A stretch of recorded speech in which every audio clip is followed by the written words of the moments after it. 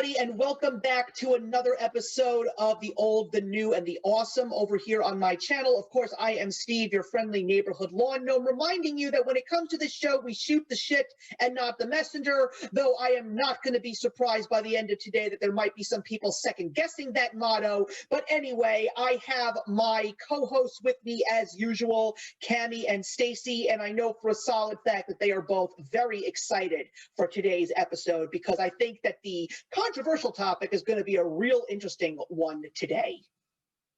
Hello. Hi guys, nice to be back. Always looking forward to controversy. Yes, and also just to give everybody a heads up, I want to say on Kami's behalf, because she did forewarn me, she is actually in an area that is storming at the moment, so she says, if God forbid I lose power, please just continue the show, and we'll see how it all goes. So we're going to keep our fingers crossed on this one, and we'll just see where it goes. But anyway, last time we all got together, we pushed the controversial topic to the end, but to be honest with everyone, I think that we could actually start today with the controversial topic because there's a lot of things that I personally have been taking a look at over this past month. Of course, we're doing our July 2021 discussion here, and the topic that we're going to start off on is just basically called neutral ground. So what exactly does neutral ground mean? Well, probably people don't know what that means these days because of the last couple of years. We've all been basically had a gun put to our heads saying to us, you have to choose.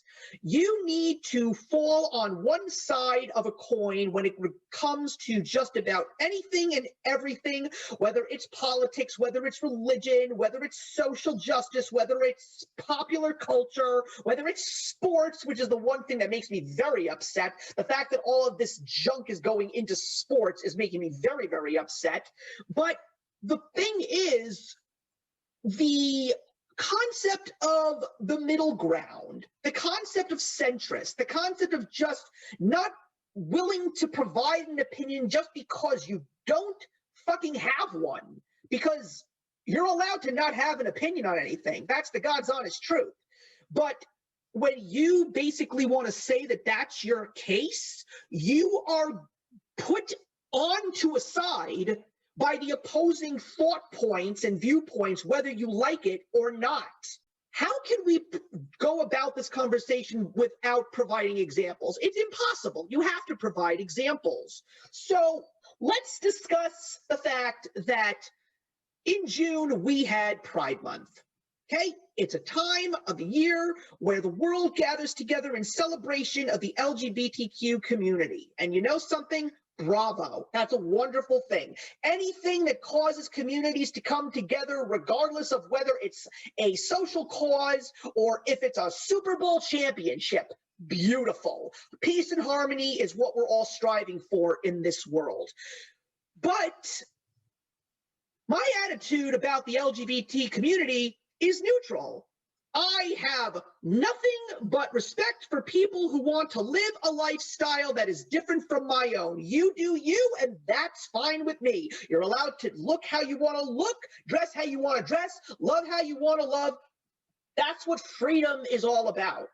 But I don't have a pride flag hanging out in front of my house to support the community, nor do I plan to state anything regarding to supporting the community or even going to a pride parade. I just don't want to because I don't have to.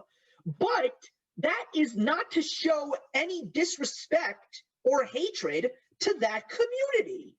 So the fact that I just don't do anything, or when something, God forbid, happens like the Pulse nightclub shooting, which I will flat out say that's absolutely disgraceful and disgusting that it happened. But no, I didn't go to any rallies for LGBTQ rights. I knew that there were people out there that were standing up for what was right, and they all have the ability to do so. But as much as I hated the fact that the Pulse nightclub shooting happened, I felt that this was not my fight. So I'm done talking for now. Someone say something before I continue to ramble and make no sense. I'll interject just because you can take this back to our January episode. I said it then and I'll say it again. 2020 was just the tip of the iceberg. We all saw a complete shift in our society in 2020 because people had nothing better to do than sit at home behind their computers and be keyboard warriors. It's very easy to protest. It's very easy to take a stance when you're not required to physically show up to the party. So you had all of these people with this expectation that you're this or that, it's my way or not at all. And you're either with me or you're against me. And I told you guys then, and I told you it was going to get worse going into the new year, that 2021 was going to follow that same mentality. You're either with me or you're against me. You are a this or that society, and that's not going to change. We're only going to continue to fuel this fire as long as we continue to coddle that small percentage of people who have that mentality and keep shifting and changing to accommodate. One of the things that bothered me, though, that I did see that happened in 2020 is you have this uprising of a generation which is extremely vocal, and I love that. I love that they're passionate. I love that they want to be heard, they want to be seen. But the problem is, with that generation comes no experience. They haven't lived life. And when you haven't done that and you come in with the attitude that it's this or that, there's no forgiveness, there's no give, there's only pull, then you are not going to get anywhere. You are just going to make noise. You are yelling for the sake of being heard because you want all the spotlight to be on you and what you're protesting or what you're fighting for, but you're not giving the opposing party the option to speak their piece. There are two sides to every story. There are two sides to every coin. And if you don't allow an opposing party that does not agree with you to come in and interject with their facts, with their background, with their statistics, then you have nothing to fight for. You are basically just fighting a cause on your own opinions, and everybody is entitled to an opinion, and that opinion is going to differ. I am all for supporting, and I don't necessarily want to pick on any one given topic, but you mentioned it in terms of fully on supporting something is the lesson that I learned in 2020, is that you can't do no right anymore. You can support something, you can give your support, but you're doing it wrong. You're always doing it wrong. And at some point that wears on a person because you want to be an ally. That's the term that's constantly thrown out into the mix now. Be an ally or you're an enemy.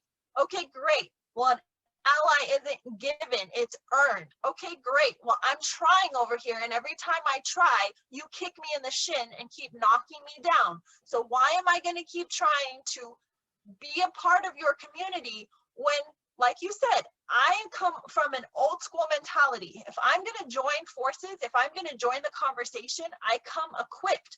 I want to know that I've got something to offer. And if I don't feel I have anything to offer you, why am I going to have my voice heard? I'm just drowning out the voices that should be heard. So then by choosing to remain quiet and letting people step up that know more about a given subject than I do, then I'm an asshole because I'm choosing to not make a stance. I'm choosing to not pick a side. And it's like, no, I just don't know enough about this, or I'm not vested in this, or this isn't my cup of tea for me to be singing canary about with everybody else. Yay for you. I applaud you for saying whatever it is you're saying, but I choose not to join this conversation. And then that's when you start getting unfollowed. That's when you start getting screenshotted and shared with the world. This person doesn't do this. This person doesn't do that. At some point, though, I have to take my age into consideration. I'm going to be 40 in 2 days. I am what that generation considers old. And if we think back to when we were that age, we considered our parents to be old and out of date and out of touch. So knowing that, remembering that, I have to remember that that's how those kids see me in a lot of ways. I'm out of touch. I don't understand.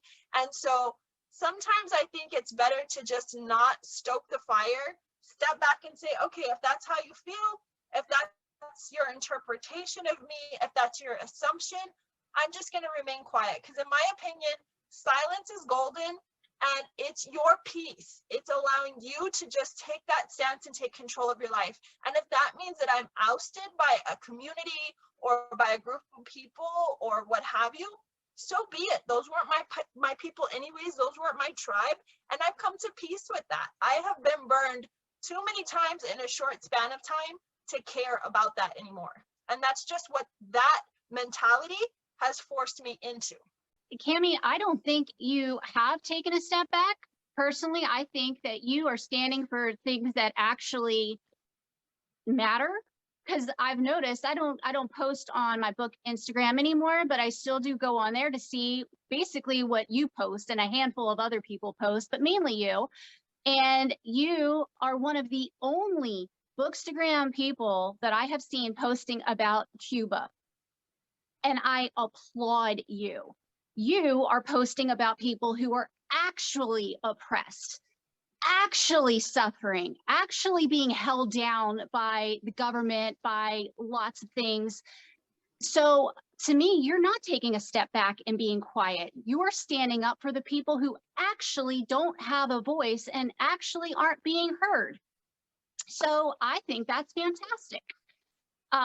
Yeah, you're being a grown-up in a world full of children and a world full of hypocrites. You mentioned the whole ally thing, and I will also add to that, I'm a Christian, and this year has brought me closer to God than I've ever been in my life, and I take it extremely seriously. And I just saw a post that 50 churches have been burnt down in Canada this year alone. 50 churches. It's not on the news. They're not talking about it. And all of these people who are screaming for me, you, Steve, whoever, to be an ally to them and their cause, they would never want to be my ally as being a Christian. As a Christian, I'm hated in the world too. So it's tit for tat. If you want me to be your friend, you have to be willing to be my friend also. And they're not. I've seen it personally. They're not. So like, I'm not going to stress over, jumping through hoops to be somebody's ally who I know hates me for my beliefs. Oh, That's what I got to say. Oh, I'll piggyback on that. And I know that Kami is very excited because she has been telling me, Steve, you've got to say this stuff. You want to talk about people who have been truly hated and persecuted for thousands and thousands of years because of their beliefs? Take a look at me. I'm a Jewish person, okay? I follow the Jewish faith, not as religious as I used to be, but I am someone who is proud of who I am. And yes, I am pretty certain that I lost many followers on my Twitter feed because I don't have a pride flag or my pronouns on my Twitter, but I do have an American and Israeli flag, which I hold proudly because I have visited Israel 17 times in my life. I had my bar mitzvah at the Wailing Wall, and it was one of the most beautiful and spiritual experiences of my life. Now, Israel is one of the most beautiful countries out in the world right now, and it is amazing to see a beautiful oasis as well as a very diverse land where there are so many different religions that are actually, I mean, when you go to the Western Wall, I think that one of the most amazing things is that you are going to see nations from all, I swear to God, I didn't know what part of Africa this tour group was from, but they were wearing these traditional garbs, and I thought it was beautiful. I saw Chinese, I saw Indian people. They all flocked to this place because they know that it is an important, faith-filled place to be in this world. And the only country in the Middle East that celebrated Pride. But the Jews are the worst. Yeah, right? Because that's sarcasm, everybody, just in case you all didn't know. But it's absolutely hysterical, and I know that I can't call people out on this because it is the biggest hypocrisy to see someone with a pride flag on their Twitter feed and a hashtag Free Palestine on their Twitter feed. That's what I'm talking about. It's the hypocrisy. The thing that kept me silent is the liberation of the Palestinians. And I'm like, have you done your historical research? Do you even know the oxymoron that you're putting out into the world right now? You are literally advocating for something you know nothing about. And yet, like Stacy said, then they're persecuting once again the Jewish people. The way history repeats itself is just, it's comical at times. It's very sad, but that is the world we live in. People will just continue to copy and paste. We live in a copy and paste society and have for some time. And share only the things of the same people they follow. And I've told people this time and time again, the best thing you can do for yourself is get out of your own comfort zone. Follow people that are nothing like you. You are not only stand to learn something, but you're not going to be subjected to the same garbage that you hear time and time again. You have to put yourself in a position where you're subjected to hear the other side of the story. You might not agree with it, and nobody's forcing your hand at changing your opinion or your mind, but it does get you to think differently. I had people that were throwing daggers at me last year, and not a one of them asked me why I thought the way I thought, or why I did what I did, or say what I say. This year, though, you know, everybody has kind of went about their life. They've either blocked me or, you know, chosen not to follow me, and my life has been peaceful for it. That's what I tell people. Don't be afraid to block people. Don't be afraid to unfollow people. Don't be afraid to cut ties with people that you've had relationships with. Nobody owes anybody anything in this world. You should find your peace and solace in making friends that respect you, respect who you are for what you are and what you can bring to the table. And that person should do the same for you. It's a mutual respect. And that doesn't mean we have to agree on every little thing. Because I can tell you right now, the three of us are the best of friends, but we don't agree on everything. Absolutely we got into a little spat right before we started, you know, filming this, of a complete difference of opinion. And that's okay. But that doesn't mean we spitfire at each other and tell each other we can't be friends and storm out of the room and flip you know, each other off, you know. And that's not how adults work. One of the biggest problems with all of these movements, particularly in the United States, for people who believe that there are issues like the Me Too movement and the Black Lives Matter movement, the biggest problem is their allies, I think, because they are the ones that are making all of this noise. They are the ones that are pointing the fingers at all of these people saying, you're a bigot, you're a white supremacist, if you're not with us, you're against us. I think that that is not being an ally at all to the people who truly are fighting for certain things that they know have been not entirely offered to them in the best way possible. And I have no issue with that. I want everyone in this country to be equal, and I want everyone to have the ability to accomplish whatever they can possibly accomplish. So that's number one. And I also hate the fact that the term Karen has been dubbed by the left as a negative thing, because my mother-in-law's name is Karen, and I hate the fact that that is the case right now, because my mother-in-law is a lovely, lovely person. Granted, we don't agree on everything, but I love her dearly, and she loves me because I take good care of her daughter. But that's one of my biggest issues. These people who are making the most noise, who are making the most active movements for change, are these people who are privileged, who are probably trust fund babies, who probably have nothing better to do with their lives because they majored in something that can't get them a job these days, so they're bored to tears. And the second thing that really makes me angry is the fact that when it comes to these groups of people who believe that they are truly doing the right thing and they're on the right side of history and they're fighting for the oppressed, they are not asking for equality. They want superiority over the other. That's what I am totally noticing.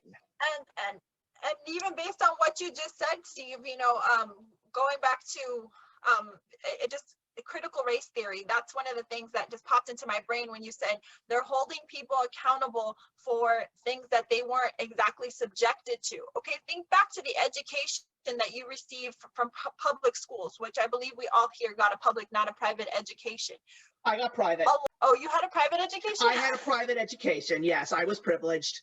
I grew up going to public mostly black Stacy schools. and I, so. Oh, yes, and Stacey's mentioned that before. See, I grew up in a predominantly Hispanic population, and the things that I learned were vastly different because they're also culturally based. They're based from where you're from, what state you're representing. So you're going to be taught regional education as well. So people need to understand when they're coming at you with critical race theory, a lot of these things are not taught because there's simply not time. If you've got, you know, at the time, it was pretty average to have about 25 kids in a classroom when we were growing up. Nowadays, it's extremely common to have 35 to 40 children in a classroom at any given time. One educator, very rarely does that educator get a helper or a like not a substitute, but like an aide, a student aide, to assist them with a classroom of that caliber. And they have a curriculum, and that curriculum is strictly test-based. So when they're starting their school year in, say, end of July, early August, sometimes as late as September, they're already studying for the tests that are coming up in October. So by the time they reach that vantage point, they're then preparing for the latter couple months before the holidays, because the holiday break is intrusive, and then they're preparing them for the spring tests. So because we are so focused on tests in this country, there's not time to integrate all of these things that people feel we should be learning. So when it comes out, well, this is great. Yes, if you want to learn these things, by all means, let's have some kind of a secondary course, say, offered for middle school or high school students, that they can take this as a elective course. Oh no, that's doing us an injustice because you're not forcing this education upon people. There's not time to do it. That doesn't mean people don't want to do it. It's just not being taught. And then so there's the, well, then it's your fault for not learning. How is it a student's fault for the type of education that they receive? You also have to take into consideration funding. How many underfunded public education systems are there? A shit ton. We don't even put books on shelves for kids, and now you want to integrate a completely different curriculum that we can't afford and don't have time for? People don't think before they speak.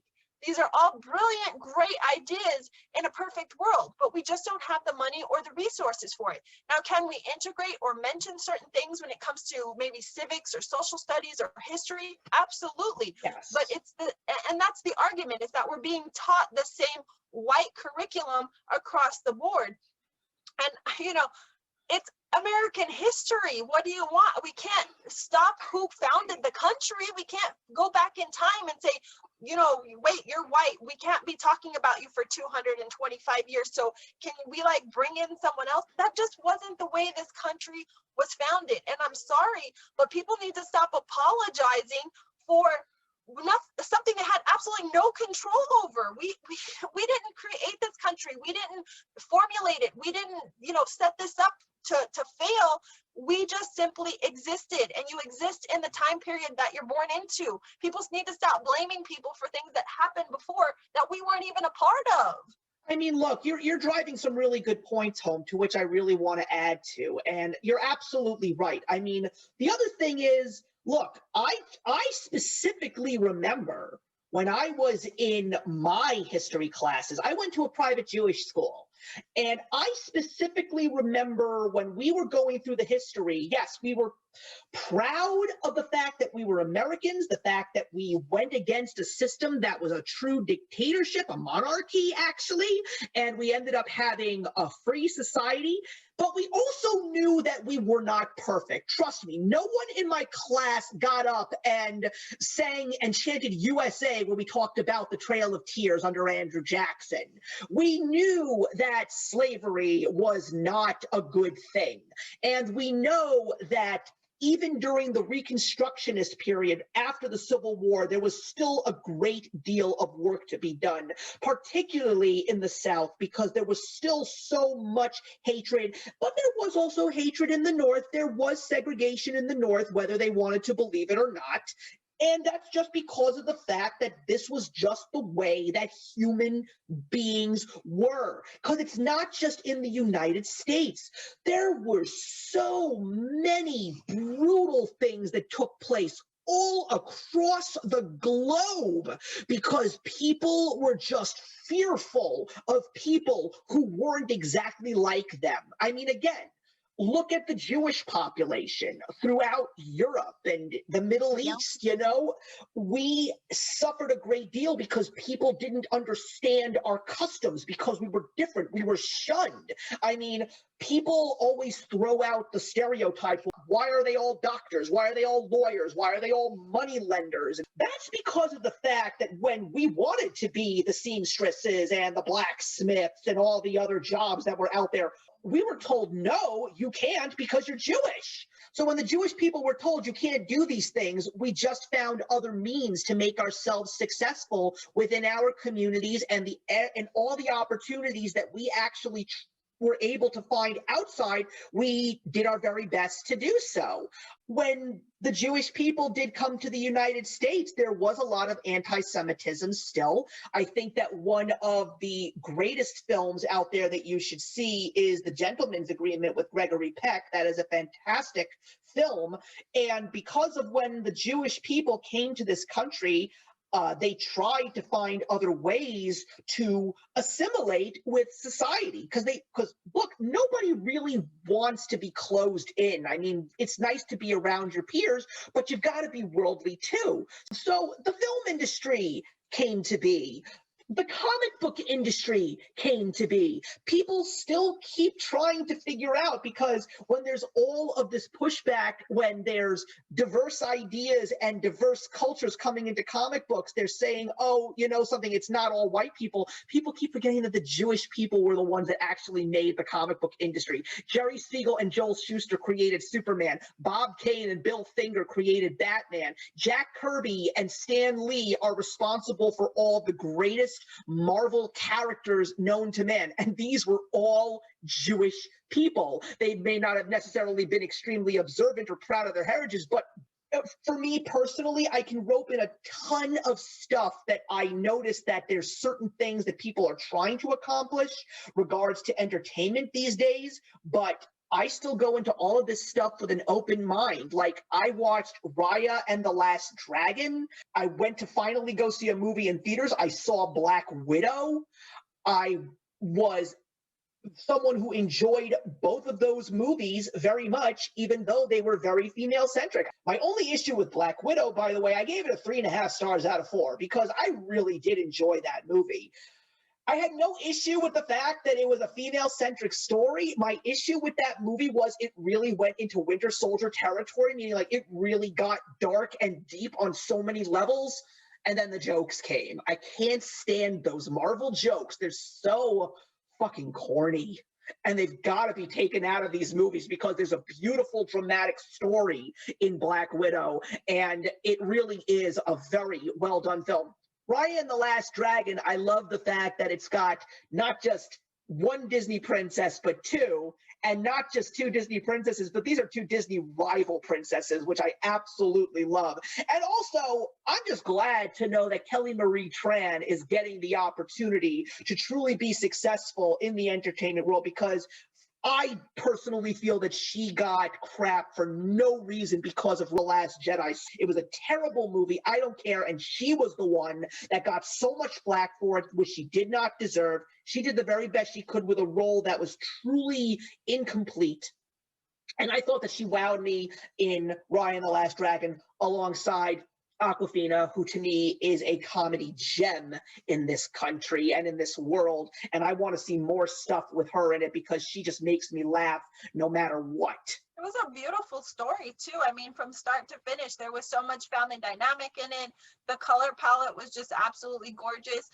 And it wasn't trying too hard. I mean, it really stayed true to that region. It wasn't a typical princess story. I mean, you saw two females who were just driven to succeed, and not for themselves, for their country. It was never personal. It was never about them. It was for the greater good of the people, which, you know, for me, encompassing this entire discussion that we've had from the start is, I think that's really the mentality that I wish more people would have, is that it shouldn't be about me, and me and mine winning. It should be about, hey, I'm rooting for everyone. I want everyone to win and succeed. Yeah, absolutely. And I mean, it's like, another thing that I really don't think is the right way to go about showing support for marginalized groups is specifically making your goal to look for certain things. Like, I've got to read authors who are Black and brown, and I have to read things that have LGBTQ. I think that the purpose of enjoying your entertainment is stop looking for those things. Just look for the good stories and everything else will fall into place. Because as someone who is a big comic book reader, and Kami is diving headfirst into this too, and she is just having a blast reading all these comics, I just pick up everything by the story, not by the writer, not by the artist. But the funny thing is, when I take a look at some of the stuff that I'm reading, especially in the indie market, I am amazed at how diverse my comic book reading is right now. The fact that I'm reading James Tynion's Department of Truth, the main character, Cole, he's gay. The fact that I'm reading a book from Boom Studios called Save Yourself, which is very LGBTQ, but the story is so interesting, and I think the story is funny. I'm having such a good time with this story. The fact that I'm reading another Boom Studios book called We Only Find Them When They're Dead, the main characters, there was a gay couple, and it was a predominantly Black and brown crew on this spaceship, but it didn't matter because the story was great. The characters were relatable because they were given depth. They were given this amazing set of dimensions outside of their sexual identity and their skin color, which is exactly what is supposed to not be your main focus of your story. And I'm reading Green Lantern right now that is being written by a fantastic writer named Jeffrey Thorne, a very proud Black comic book fanatic. This guy is, I didn't really know who he was until I saw an interview with him on one of the comic channels, and I'm like, this guy's got passion, and he's going to give me John Stewart, the Black Green Lantern, a story that I've personally never seen in DC Comics before. So I was excited to actually see a John Stewart-driven story because I love John Stewart in the Bruce Timm Justice League Unlimited television show. So that's what I'm trying to say. The way to really show your support for diversity is not to focus on that stuff. Focus on the diversity of thought. Focus on the diversity of storytelling. And then you can make all your characters however you want. You should never be forced to have all of your characters look a certain way or act a certain way. It's the story that drives these characters, and if these characters end up being a seriously diverse group based on sexual orientation and skin color, if the story is good, nobody's going to care, and there's a very good chance that everyone is going to fucking love your story. Well, there's a danger to that too, though, because I know that it got extremely popular, especially, again, focal point last year, 2020, to read diversely and to create these very diverse to be read piles. But the problem with that is then we're only focusing on these authors for their skin color or for their cultural background or cultural representation. And I think that the story gets lost, you know. Now we're not focused on, oh, this person is a great writer or this story is phenomenal, because it's like, oh, this author is this, and that's why it's great. Just because someone is of a certain culture or a certain race or a certain dynamic or whatever it is that you're trying to highlight, that doesn't make it a good book. There are plenty of shitty books out there, regardless of what the author is or represents. So by doing this, we're kind of taking the focus away from the story. And the problem with also creating these focus groups or these groups that just market this one given thing, I don't even know how to word this properly, but you're doing more harm than good, because essentially we are continually dividing ourselves and dividing the division. And so before you know it, you just have all these marginalized groups inside marginalized groups inside marginalized groups that all hate each other because, like you said earlier, Steve, they're picking and nitpicking themselves to death, that, you know, to the point where they hate themselves. And so what are we really trying to accomplish here? It's fine to represent something. It's fine to want to do more of something. It's fine to be intentional in your reading, to say, oh, you know what, I didn't realize I wasn't, but I have never once picked up a book, a graphic novel, a comic book based on the author's skin tone, their religious preference, their cultural background. I simply pick it up on a cover buy or because of word of mouth, or, you know, it just happens to be an author that I'm familiar with.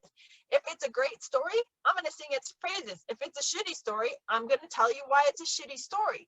But by doing this, we're not allowing ourselves any kind of growth. We're continually putting ourselves in these little boxes. And then you also come across another problem within requiring people to read diversely is, oh, but that's not your voice. You shouldn't be reading that book and talking about it, because how do you represent this? Like, you're encouraging diverse reading, but then I read it and I talk about it, but it wasn't for me, so I shouldn't be talking about it. I mean, the funny thing is, let me go back to comic books right now, because right now, if I'm going to take a look at like my top 10 reads, I know for a solid fact that there is a LGBTQ author, there are 2 women, and there are 2 persons of color that are writing some of my favorite reads of 2021. And it has nothing to do with the fact that they are LGBTQ, women, or persons of color. It's because those stories looked cool and I wanted to fucking read them. And you know what? They're amazing, and I have sung their praises on the That's Comical Twitter, and you want to know what's awesome? They all responded with thank yous, because they deserve the praise of the readers and the fans, because they're writing good stories. I honestly think authors appreciate when people focus on the story and the writing more than themselves. You know, it's great for them to get honored and praised and to get that publicity from the individual respective readers.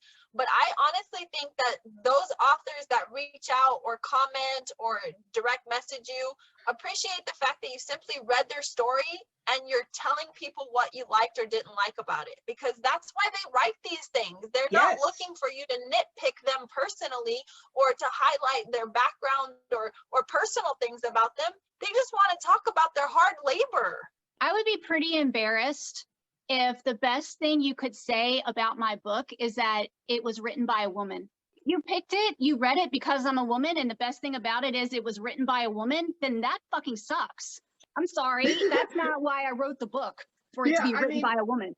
I mean, Kami, you're absolutely right, because one of the comic authors that I've been reading this year is a woman named Olivia Briggs. She's writing an amazing comic book called Silver City from Aftershock Comics. It's a 5-part miniseries. And I read the first issue. She tweeted about it, and I wrote and said, I thought that the start of it was a little slow, but you got to start somewhere. Let's just say that I'm excited to read more. To which she responds, she says, trust me, you're gonna be very happy that you started reading this book, because the best is yet to come. See, she likes the fact that someone is a fan and is being honest, and it has nothing to do with the fact that that it's a woman who wrote this comic. I love anything that's beautifully written, and I think that Olivia Briggs is a great writer, and I really want to read the rest of the story. And because of the fact that I'm reading all of these books by people like her and Stephanie Phillips, who I just adore. Stephanie Phillips is incredible. Nuclear Family from Aftershock Comics, one of the best stories that I read in 2021, based on the Philip K. Dick short story Breakfast at Twilight. And I love the fact that they're just cranking out these great stories, and also these amazing female artists. There is some beautiful work. I mean, one of the great female artists in comics, I haven't read anything in regards to her artwork. Her name is Peach Momoko. She has this beautiful, very East Asian inspired artwork in these comic books that she draws, and high praises to her. I love the fact that she brings some of her culture into her artwork for something like an X-Men comic special one-shot. I love that. But I also think what's sort of crazy is when people who are fighting for people who are part of these causes, sometimes when they even get dragged down. I think that one of the saddest things that happened was all of that Twitter storm that came down on Lin-Manuel Miranda for In the Heights. It was so strange to me. And the truth of the matter is, I watch In the Heights on HBO Max. I wanted to see it in theaters as a celebration for my wife finishing the school year because she loves In the Heights, but she said, no, we have to watch it at home because if I go to the theater, I'm going to want to sing with the music and I don't want to cause a scene. And I got to say, In the Heights was beautiful. It truly feels like one of those classic Hollywood movie musicals. It belongs up there with My Fair Lady and Singing in the Rain, even La La Land. I personally am a big fan of La La Land, and I thought that In the Heights was beautiful. But the fact that Lin-Manuel Miranda apparently was controversial because there are a lot of Latino people who are also Black as opposed to just brown-skinned, and because there wasn't enough Black Hispanic people in that movie, he had to make an apology for it. I don't get it. I don't get it. It's never enough. And that's exactly what I was saying earlier. You can continue to do what you think is right, but you're wrong. And it's never going to stop. There's no matter what you do, it's still wrong. And that's why people just need to do what makes them happy, whatever their causes are. Sing your praises. Nobody's trying to stifle your voice. Nobody's trying to shut you down. Do what you need to do to make you happy, to focus on the groups or the projects or being vocal about whatever it is. But stop trying to get people to ride on your coattails and storm into these buildings and wreak havoc on behalf of you. If you want to do this, great, but stop tormenting people to think like you, to do it the way you do, because no matter what I do to help you, it's still going to be wrong. And that exhausts people now, is that they work their asses off to be vocal and to be allies in 2020, ridiculed in 2021. No matter what I do, no matter what I say, no matter how much I try, it's still not enough, or it's still not the right way. And after a while, people just kind of throw their hands up and say, you know what? Then you do it, you run with it. Yeah. You're going to think of me how you are anyways. So, I'm just going to go on living my life. And you'll find that there's peace in this world. You're going to be able to be just fine and still do what you do and love what you love. And again, your people, your tribe will find you and they'll support you. We just need to get back to that. Yeah, I'm giving In the Heights 4 out of 4 stars, by the way, everybody. That was such a great movie. I highly recommend it. For the sake of just watching a great Hollywood musical, there was a little political stuff that was put into the movie just because it was supposed to fit with the time, but it's not a driving force. I want to make that clear. It just makes sense to have it there because of the fact it's supposed to take place in this time period. So, once again, not a driving force of the film. It's just there, but it's Lin-Manuel Miranda's baby. It's the reason why we know who he is. It's the reason why he is doing scores for Disney films. He is one of the most talented writers out there right now, and I want more of him. And he's a great actor too, by the way. I really love him in his Dark Materials as Lee Scoresby on HBO. I love him on that show so much. Speaking of politics and movies, Steve, I want to segue into America, the motion picture. I know you hated it, but I think this is a great spot to talk about it. Yeah, I just want to start with a question to you. Did you like Team America World Police when it debuted? No. How could you not? Oh, you did? I thought you were a fan. Well, first of all, let me say a couple of things first. First of all, I didn't see Team America World Police when it came out because of the fact that I went to go see it on my own, and the showing got canceled because the film strip broke. And there was no other theater that was showing it at that time, so I went and threw $5 down on The Grudge, and I hated that too. So I also will say, I am not the biggest South Park fan. I am actually watching South Park on HBO Max right now. There are a lot more forgettable episodes of that show compared to memorable episodes on that show. And I watched Team America World Police. Now, I am a fan of political incorrectness. As a matter of fact, Yesterday, we lost one of the kings of comedy, who was one of my favorite comedians of all time. Rest in peace, Jackie Mason. He was someone who built his career on political incorrectness, and he was fantastic. One of my favorite shows of all time is the most politically incorrect show you could have ever watched, and it's Drawn Together. That show is brutal when it comes to political incorrectness, but God damn it, it is funny as hell. So, no, I didn't like Team America World Police. I found it juvenile. Okay, Oh, I was it is. gonna roast you all, and the only reason I started with that is because when you had mentioned that you thought it was this America, the motion picture that we're gonna talk about was an absolute disgrace. I'm like, how can you on one hand like Team America and then talk shit about this movie? Because how is it any different? But I'll let you stand your ground and then I'll interject. No, my I've never issue. seen this movie you're talking about, the new one. Okay, it's on Netflix. My wife and I thought that it would be fun to watch it as a 4th of July surprise, but basically this movie just takes a shit on America's pride and patriotism. That's what I hated about that movie. I mean, yes, I know. You're supposed to lose yourself in this. You're supposed to have fun with it. But I just watched that movie and I was just shaking my head the whole time. Nothing about that movie made me laugh at all because, first of all, I know for a solid fact that it was created by the people who do the show Archer.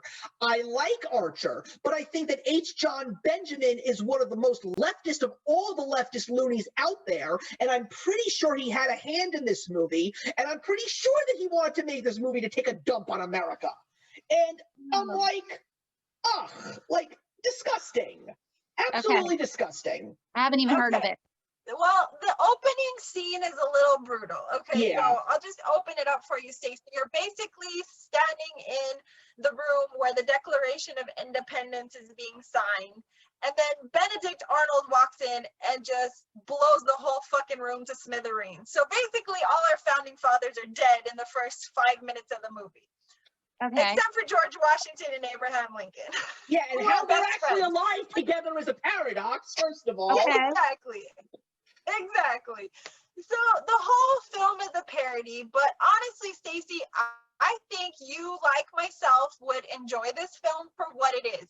Is it masterpiece? No. Is it award worthy? No. But I think that we grew up in a time where South Park was the kind of cartoon that segued into the Adult Swim era.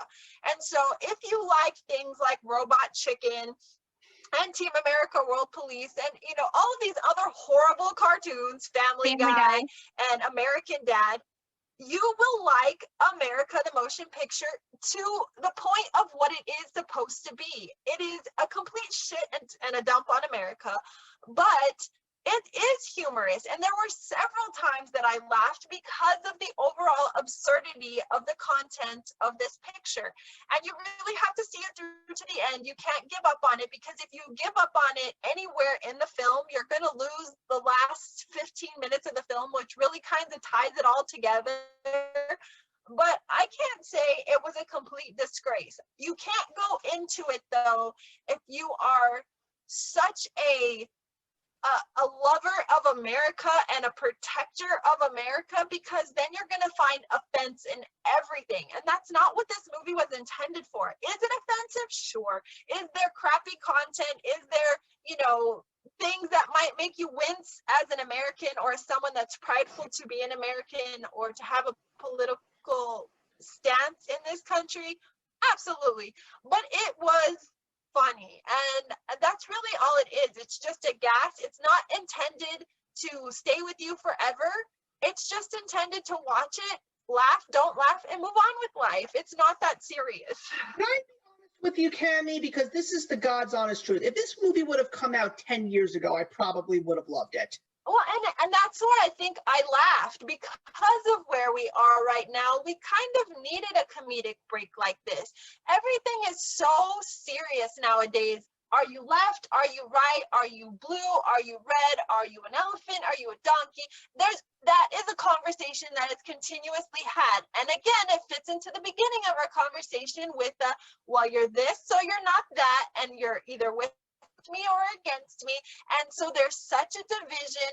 A movie like this encompasses everything political, everything cheesy, everything American, whether it's good, bad, or indifferent, and it adds the humor. I mean, come on, Sam Adams was the comedic relief in this. Honestly, when you can integrate that good old American lager, it was hilarious.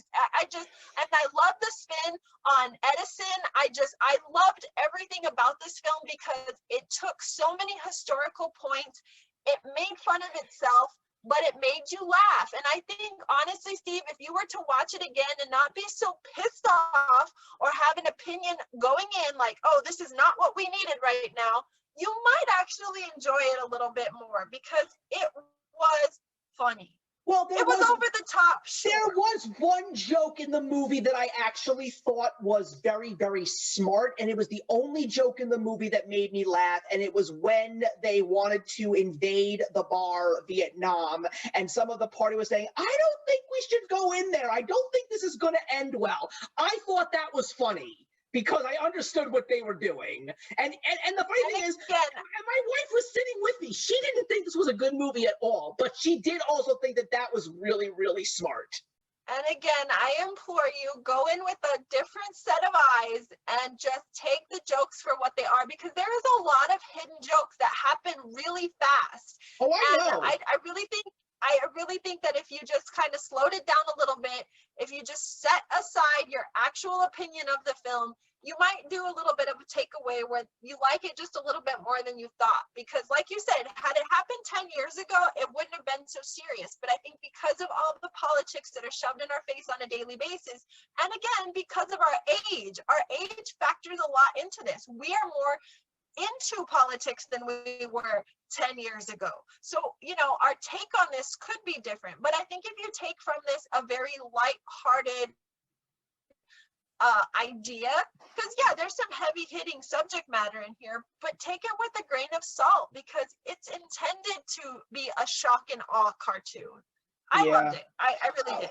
Kami, the person that you are, I'm glad that you did, because personally, this is the biggest surprise of the day. I really thought that you were going to be on my end of the spectrum in regard to this, but the fact that you're not is a good thing. And you see, ladies and gentlemen, this is called having a difference of opinion and not looking down at each other because you have one. Look, I gave the movie no stars out of 4. I thought it was a steaming pile of dog poo.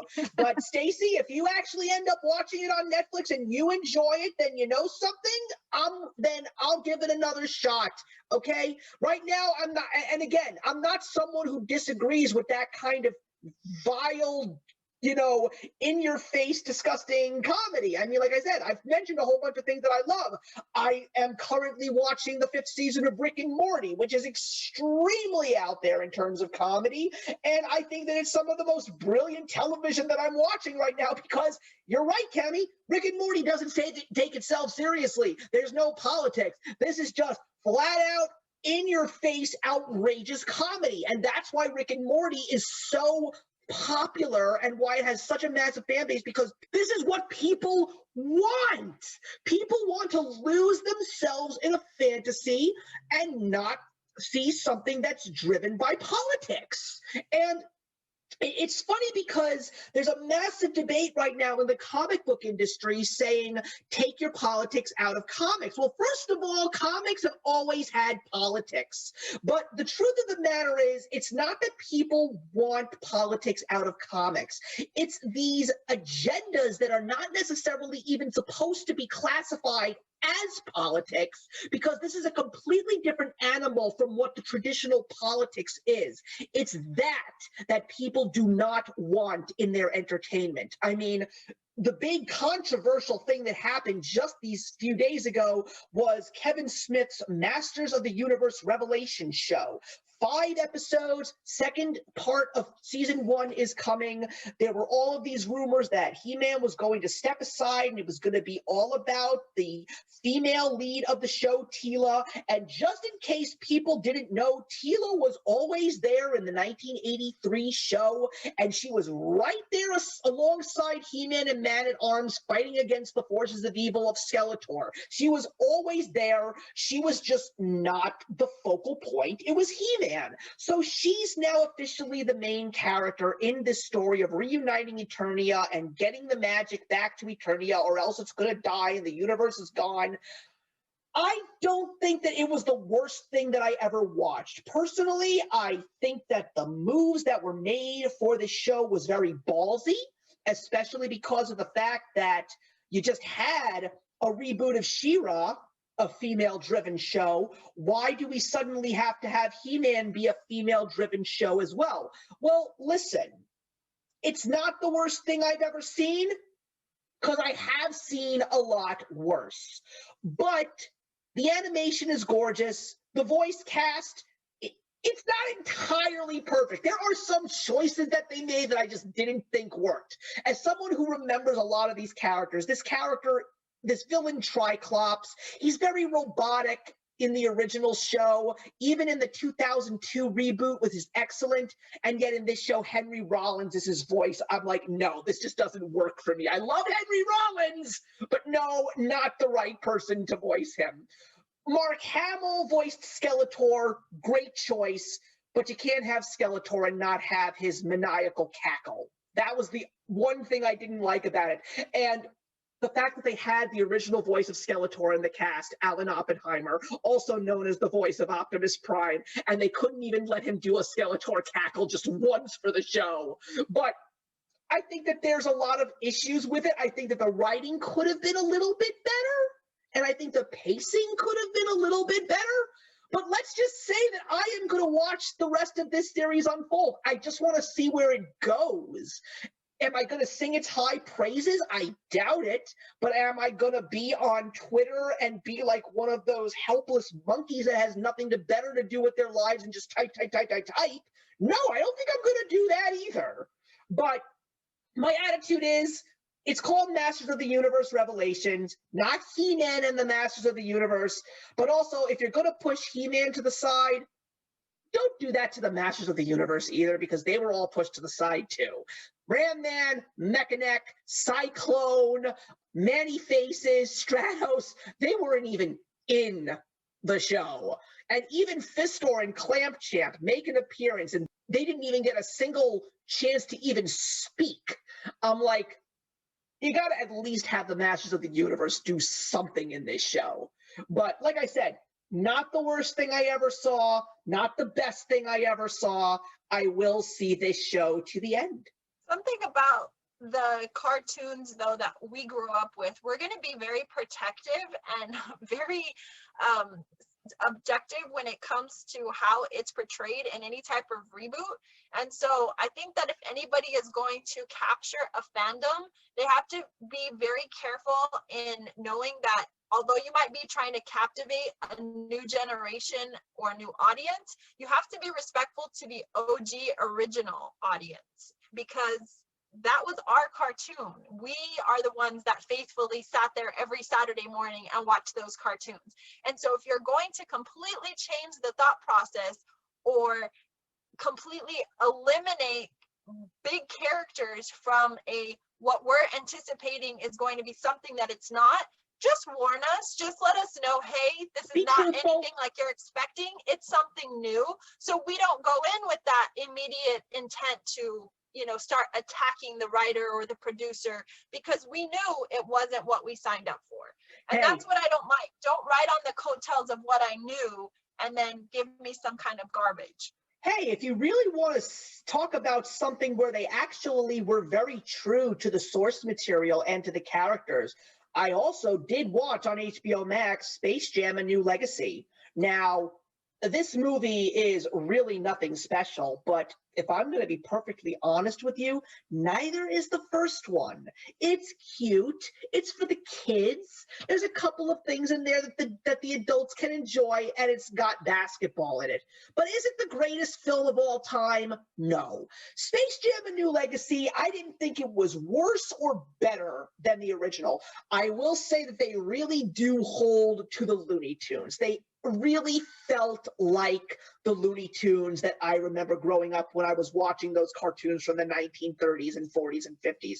But the thing that makes those characters so unique is the fact that they have the ability to adapt to wherever you put them in regards to whatever decade it is. They can assimilate into modern day stuff, and they do it in this film great. But if I'm going to be perfectly honest, the main focus of this movie was so Warner Brothers could basically tell Disney, yeah, we've got the biggest dick in the room. Because when you're watching that basketball game, the adults are going to have more fun looking for all the cameos of all those classic film and cartoon properties that Warner Brothers owns, rather than actually realizing, oh wait, there's a movie going on in here, but I'm just going to keep pointing out those characters and just have a good time with it. Yes, there was a lot of fan service in regards to other characters that Warner Brothers owns.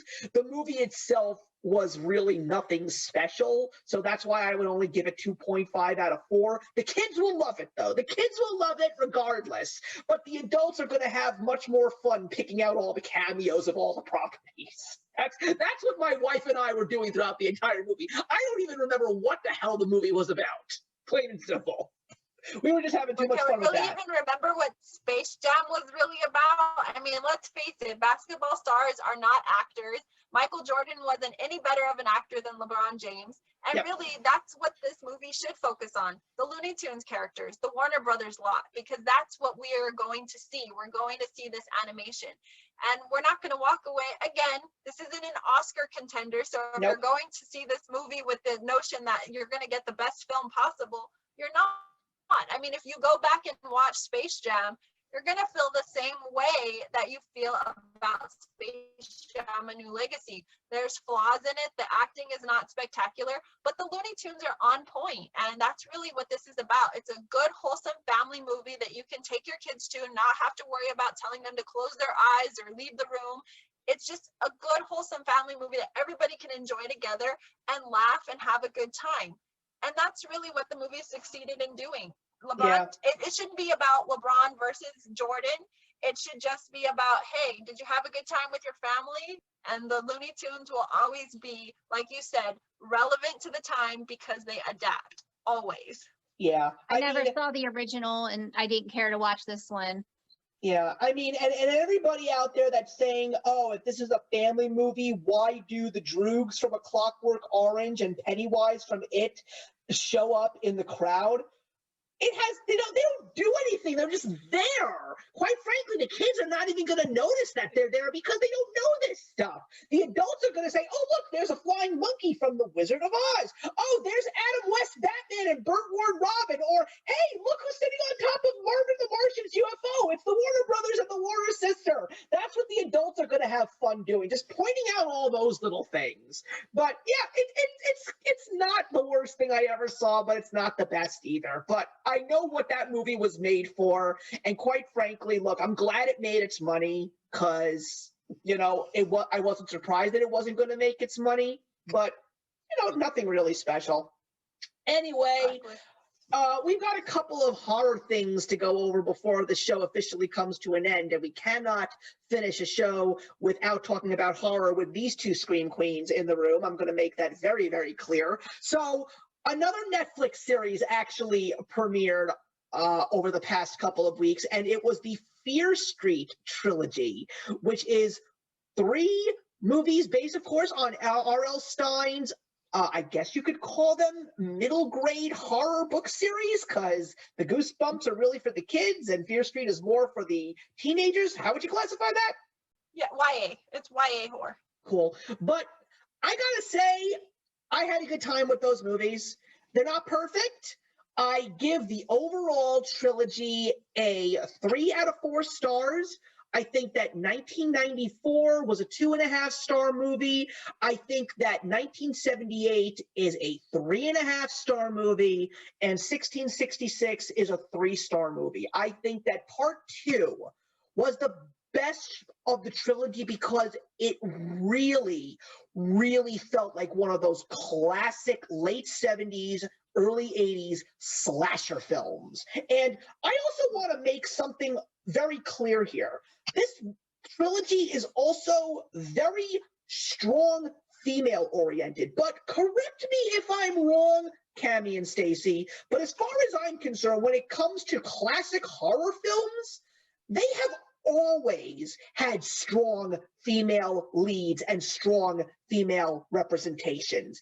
Carrie, Aliens, Halloween. As far as I'm concerned, the ladies always ruled in horror. Ladies are very strong and powerful in slasher films because of the whole final girl concept. Yeah. But I think that other genres of horror certainly focus on other genders and other concepts and ideas, but specifically slasher films, yeah, they're very female forward. Yeah. So Stacy, I'm sorry, Stacy, have you seen them yet, by the way? Well, I watched 30 or 40 minutes of the first one and turned it off because I hated it and I couldn't finish it. The main girl made me crazy. I just couldn't stand her at all. And then the fact that they kept playing like one right after the other, amazing 90s music that I loved, Yes. but it was one right after the other Yeah. other. And I'm like, they're trying to wow me with the music instead of wowing me with the actual story, and it pissed me off. It was like giving me, you know, all CGI. That's amazing, but the story sucks. And so I stopped watching it because I couldn't handle it. I couldn't really handle the angsty teenage stupidity drama. Just, yeah, there's the scene where the girl finds the girlfriend and she's with a new guy, and then she goes up to her and she's like, "You left me. You broke up with me." And she's like, "Well, I moved 30 minutes away because my parents got divorced." And the girl said, "But that might as well be on the moon." And I'm like, give me a freaking break. You know, to be Like, that's fair, stupid. to be fair, Stacy, I'm not disagreeing with you because, like I did say just a couple seconds ago, I did give the first installment my lowest review because, yes, I agree with you. That movie was far from perfect. But, you know, even though movies from the 90s with those kinds of personalities were written so much better, it's not like those types of things didn't exist in the 90s, because I could definitely tell that they were trying to really make it feel like a 90s film. But I will just say, just like Kami has said to me, rewatch America, the motion picture, watch 1994, try and get through it to the end, because I promise you, you will love 1978. Kami, Do I please. have to watch the first one to watch the second one? Unfortunately, the answer is yes. Couldn't stand it. Maybe I'm too old because I'm older than both of you. So the teenage angst kills No. me. You're not that far from No, us in terms I'll of age, just- Stacey. Yeah, I'm older than both exactly. of you. I'll disagree with you. Stacey. I think just like Steve said, you just need to give it a chance. It's not the best thing since sliced bread. I hated the first one and I watched it again. I sat down, no distractions, no phone, no nothing going on around me, gave it my undivided attention. And Dina is annoying almost throughout the entire first film. Correct. However, she comes around in the end, and then you're like, okay, you're cool, you're not that bad. And I think that another problem with this, again, was the way that it was boxed up and handed to us, because when we're going into this, there's an automatic assumption that this film series is going to be based specifically off of a certain type of Fear Street book or a series of books. And there's just little tidbits that are taken from several different books, but it's not centered around one particular trilogy or one given book. I know that in the beginning we get to visit a B. Dalton, which was super cool, and I was cheeseballing all over that. I was like, oh my god, I remember when B. Daltons were in the mall. And we get a glimpse of 4 of R.L. Stine's book. We see The Wrong Number, we see The Surprise Party, we see The First Evil, which is based on the Cheerleader series, and then Sleepwalker. it's not based on any of those books. This is actually going into the Fear Street saga, and the Fear Street saga breaks down the history of the Fears and of the good families. And so you do have to have a little bit of that knowledge, I think, to appreciate that nod to R.L. Stine. I have But I none. think a lot of people in the horror community agree that this should not have been given the Fear Street title, because as fans of the horror books, I think we were expecting more in that regard. If you view this as a intended series that it is as a standalone, but just kind of a nod and appreciation to horror slashers, horror films of, and not just the 90s, because if you get into like 1978, you're actually looking back on other movies like Exorcist and Halloween and Jaws. There's a lot of nods to a ton of different horror genre demographics. And so again, though, going in with an arsenal of horror knowledge helps vastly, because we lived there, we were there in the 90s, we were teenagers, so we already have that appreciation of a slasher film. But I really think that you can't take this too seriously, because if you start nitpicking at it, you're going to find a ton of flaws. And that's what I did with the first one. I was like, wait, this isn't based on any one given book. Oh my God, she's annoying. And what the hell's going on over here? But when I went back and I said, okay, let me take a breather. This isn't about any one specific thing. This is just kind of taking it all in. I appreciated the direction and the writing staff, because they gave us as horror fans, whether we were going in, again, as a modern teenager or one of yesteryear, something we can walk away with and appreciate. I think a lot of people also got focused on the soundtrack of this trilogy, and it wasn't about nailing it. Like, all these songs are from 1994. All these songs are from 1978. No, it was just, these were songs of the 90s that people were talking about. These were songs of the 70s. And I actually did one better the second time around. I actually did a Shazam on all of the songs that would come up. And if you look at the song titles exactly as they happen, fucking genius. Honestly, the soundtrack works brilliantly. That's what I'm saying with the soundtrack, though. Like, the best thing about the movie for me was the soundtrack, and that to me isn't okay. Like, wow, me with your story, not with the music. Yeah, but the truth of the matter is, again, Stacy, I'm not disagreeing with you. It starts off very, very rocky, but once the car accident takes place, the movie takes a completely different turn. Like, when you get to the last 15 minutes of the movie, you're like saying, wow, what the hell is going on here? It got me intrigued when some of these things were actually taking place. Stacy, I will say that I was ready to turn it off myself, pretty much around the time frame that you were talking about, because I'm like, yeah, this could be a whole lot better. And yes, this character is annoying. And I'm like, yeah, what the hell is going on here? But then the horror starts to take shape, and everything really comes into perspective. And the flow of the next two films work. And then it all comes together at the very end of 1666. And it's funny that you also mentioned what you said, Kami, because you are revisiting all of these old horror films right now. And I'm pretty sure that Fear Street was something that you were using in the back of your head when you were looking at all of these old things, and you were like basically checking things out and trying to see like how many references did these newer horror films use from these classics. Yeah, not only was I looking back at films of yesteryear, but I was also looking back at the YA horror, you know, things that I grew up with, Christopher Pike and R.L. Stine, and, you know, all of these things and how they integrated. And that honestly is what gave me the true appreciation for this series, because I realized how much work went into ensuring that everybody that chose to sit down and take in this trilogy was going to walk away with something, whether that be the music or the background or the nods to horror as a whole.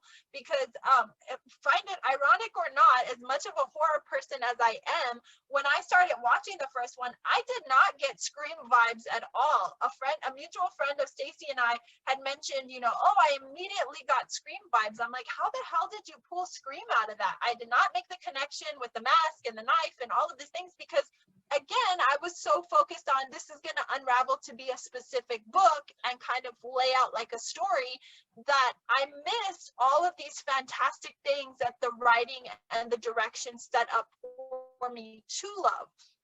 So when I went back the second time, I was like, oh yeah, now I see Scream. Now I see Poltergeist. Now I see Exorcist. Now I see and it just made it so much more lovable. So, you know, don't go in immediately expecting something. Don't go in immediately critiquing something. Just enjoy this for what it is. And it certainly should, if you are a horror aficionado like Stacy and myself, encourage you to go back and visit some of these classics from yesteryear, and you do look at them, I think, from a different set of eyes, because, you know, if I watched Scream a million times ago in 1995, when I watch Scream today, I see different things. I take it in a different way, you know. Same thing with Halloween or Friday the 13th. And I think that just happens as you're exposed to more things. So it was very challenging as someone so immersed in the horror genre to go back to this, because it forced me to kind of take my knowledge of everything that I thought I knew and kind of fit it into this box and really just enjoy this for the unique beauty that it is. I didn't specifically go in and rate each film. You know, of course, 1978 certainly stands out for me, but I think collectively the whole series for me was a 4-star. I really enjoyed it as a whole. It was very well done. Yeah, and the thing is, it's great to actually go onto YouTube and see a lot of my old friends here in the community who are true horror fans, or their channels are really built around horror, and they really are having fun with these movies because they're seeing that these 3 films truly are love letters to traditional horror films in so many different ways, from the teen scream queens to the classic slasher films to movies like The Witch and Exorcist. Like, I love the fact that there was a little something for every horror fan in this package, and that's what being a horror fan is all about. And the funny thing is, Stacy, because you haven't joined us for any That's Comical conversations, but Kami has basically said to me, Steve, you are more of a horror fan than you think you are. Believe me, that's what she has said to me. So you know something? She's absolutely right. Right now, when it comes to any comic book that I'm reading, or when there's a horror movie that's coming out in theaters for a trailer, I'm like, I'm showing a lot more interest in those. I may not be taking my wife to see these movies, but yeah, I'm more interested. Like, I know that there was a horror movie that just came out. It was the new M. Night Shyamalan film, but that guy's like a mixed bag. Sometimes his movies are good, and sometimes his movies are complete crap. And I have heard that Old is really bad, so I'm not even going to bother seeing it. But I also want to say that, of course, when I sit down with these ladies and have conversations, I also like to talk about a movie that I'm a big fan of, especially one that is celebrating an anniversary, as well as a classic film that I should have seen a long time ago that I finally watched. So I am a little upset to say that I really did not enjoy Boogie Nights. I never saw that movie in my life, and quite frankly, that movie got high praise, especially because of the fact that Burt Reynolds got an Academy Award nomination for that movie. It was one of the first films that Mark Wahlberg was in, and the rest is history, but I didn't understand the purpose of that movie at all. You know, like, I'm not... I liked it when I saw it when it came out, but I don't know if I would like it now.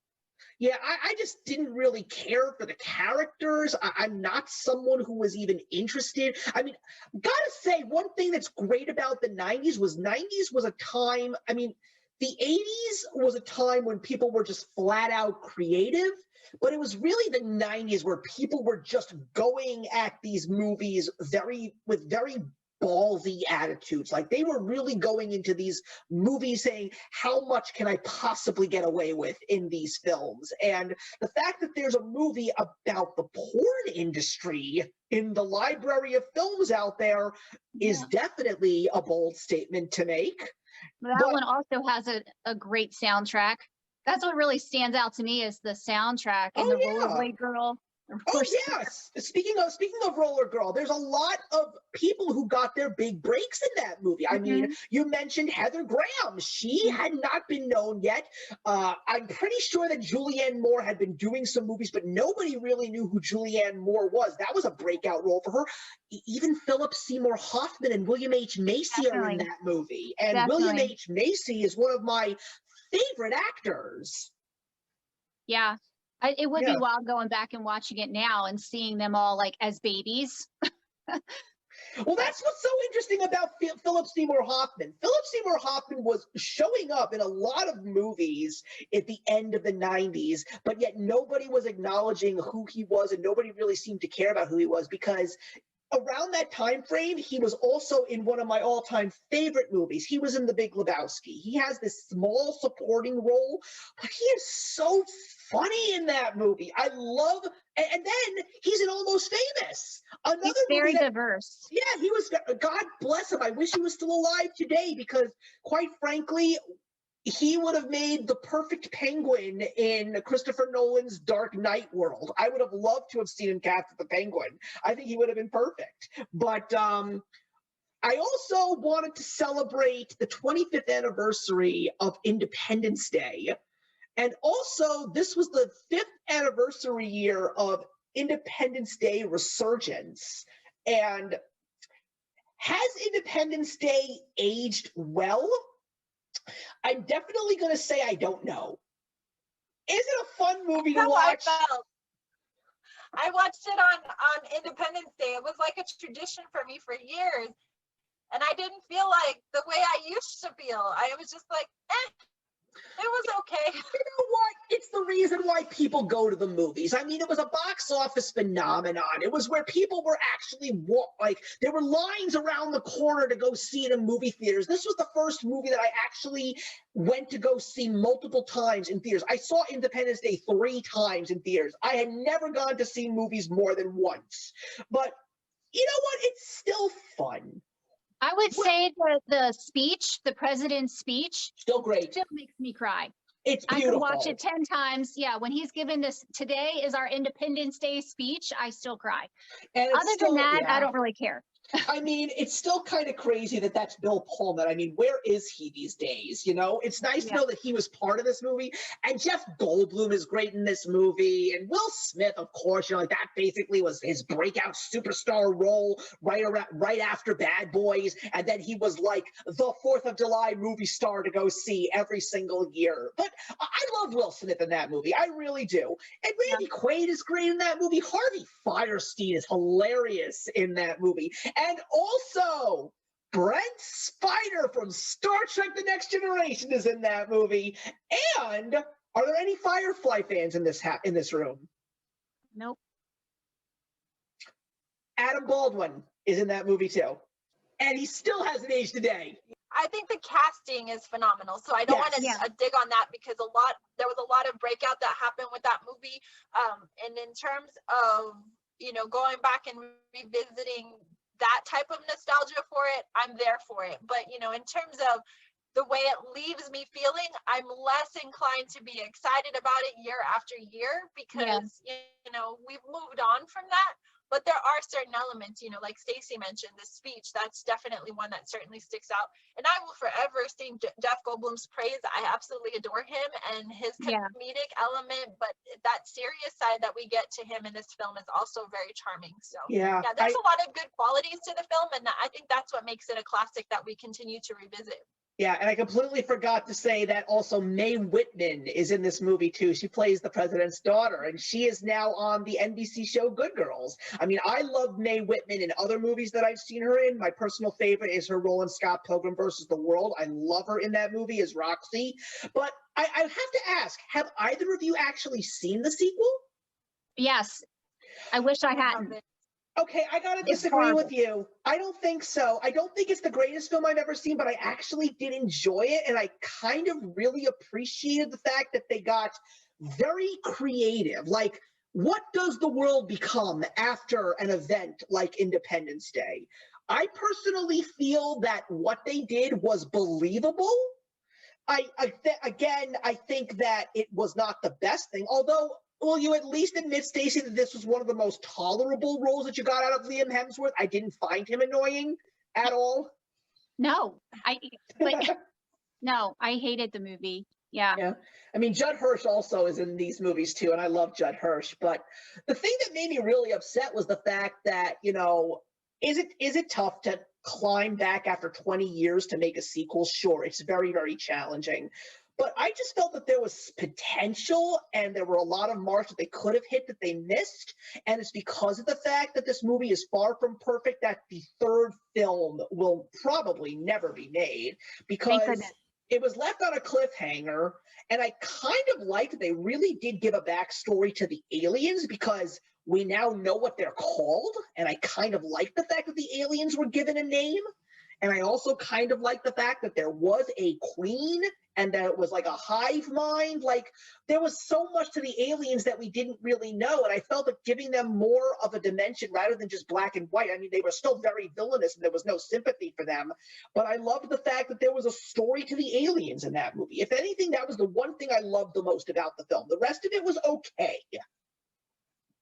I think that's a problem with making a sequel that far out, though, because you kind of lose your audience. Your original audience at that point either doesn't care or doesn't show up to the plate, and then you come in with this subpar, storyline, and it's like, but do we need to really know about the aliens to have appreciation for Independence Day? Not really, So sequels are hit and miss. Of course, I think a lot of people will agree that nothing truly ever beats the original.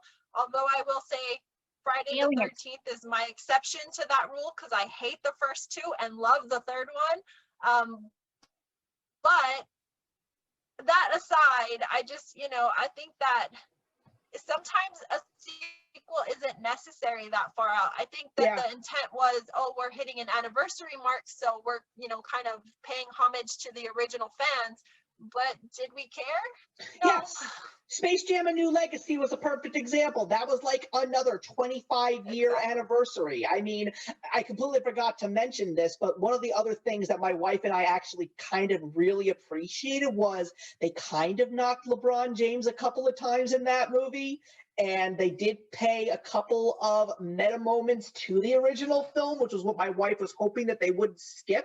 So at least they gave him that. But yeah, that's another perfect example. And there are still more examples of movies that they're trying. I mean, like, look, I have high hopes for this third Ghostbusters movie, or let me be correct here, fourth Ghostbusters movie.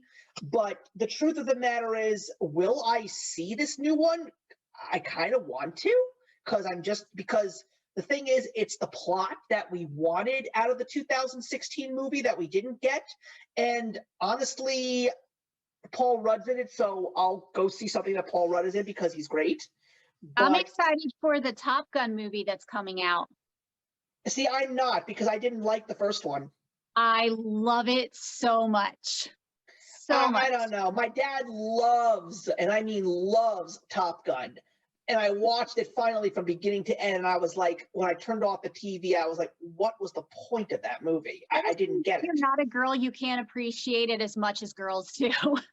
Well, my dad's a guy, last I checked, but he loves that movie. Plus, that was before Tom Cruise was crazy, and he was just incredibly hot. So, and the soundtrack again, and the scenery, and the visions of the airplane, like everything. I love it. I love the soundtrack. Okay, I think that Danger Zone is one of the greatest songs in the 80s that was ever created. Yeah. But I know I could name a bunch of Tom Cruise movies from that time that I would see over Top Gun any day of the week. Like, I love Risky Business. I do too. I still need to see The Color of Money, though. I really, really Fantastic. do.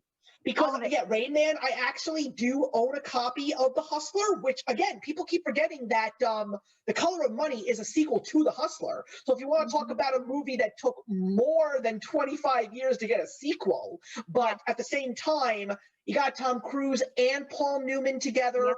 Plus, you've also got Martin Scorsese directing the sequel. So there's value to that. And it was the movie that gave Paul Newman his first and only Oscar. So, yeah. And I mean, even into the 90s, like, I love The Firm. I think that's a great Tom Cruise film.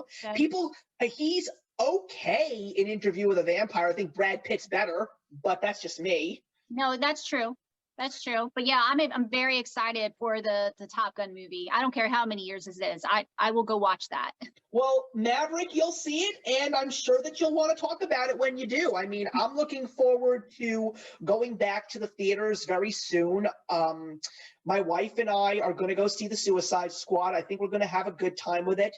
I think I really want to see Respect, starring Jennifer Hudson, which is about Aretha Franklin, only because I love Aretha Franklin as a singer. So I'm really curious. And Jennifer Hudson is the only person that could play her beautifully. I'm sure she'll win another Oscar for her performance.